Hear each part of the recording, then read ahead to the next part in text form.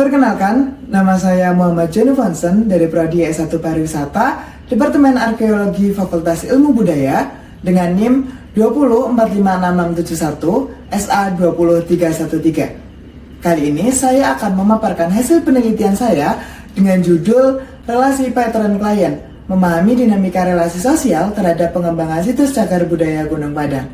Selamat menyaksikan. Sejalan dengan rencana pembangunan jangka menengah nasional yang diturunkan oleh Kementerian Pariwisata dan Ekonomi Kreatif pada tahun 2020 hingga 2024, menjadikan Community Based Tourism sebagai akselerasi program strategis untuk upaya pengembangan pariwisata. Sesuai dengan definisi dari ASEAN Community Based Tourism Standard tahun 2016, mendefinisikan CBT sebagai salah satu pengembangan pariwisata yang mengedepankan pemberdayaan dan keterlibatan masyarakat sebagai upaya pengelolaan pertumbuhan pariwisata dan kesejahteraan masyarakat.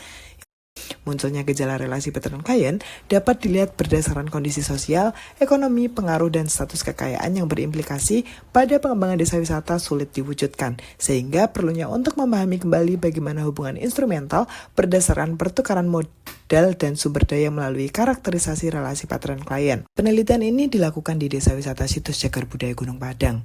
Penulis menurunkan dua rumusan masalah, yakni prioritas pengembangan pemerintah daerah dan sistem tata kelola bersifat top-down untuk menjawab 3 pertanyaan penelitian. Yang pertama, bagaimana relasi pattern klien muncul dalam pengembangan desa wisata situs cagar budaya Gunung Padang.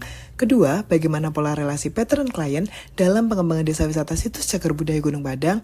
Dan yang terakhir, bagaimana implikasi karakteristik relasi pattern klien memengaruhi pengembangan desa wisata situs cagar budaya Gunung Padang.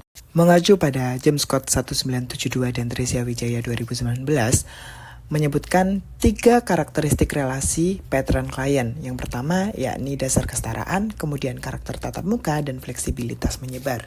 Ditemukan adanya keterlibatan individu yang beragam dan berjenjang. Selain itu, hubungan cenderung bersifat dinamis. Keterlibatan antar kelompok di desa wisata situs cagar budaya Gunung Padang terdapat dari berbagai dimensi.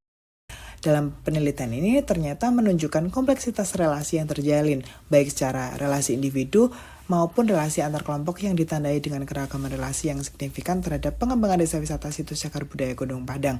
Secara keseluruhan, penelitian ini menunjukkan bahwa implementasi relasi pattern klien yang terjadi di desa wisata situs cagar budaya Gunung Padang memiliki potensi positif dalam mendorong pengembangan pariwisata. Namun, perlu untuk lebih berhati-hati dalam menjalin relasi baik antar individu maupun antar kelompok. Hal tersebut dikarenakan dapat mengakibatkan tantangan yang perlu diatasi secara kebersamaan. Demikian hasil pemaparan dari penelitian saya. Cukup sekian dan terima kasih.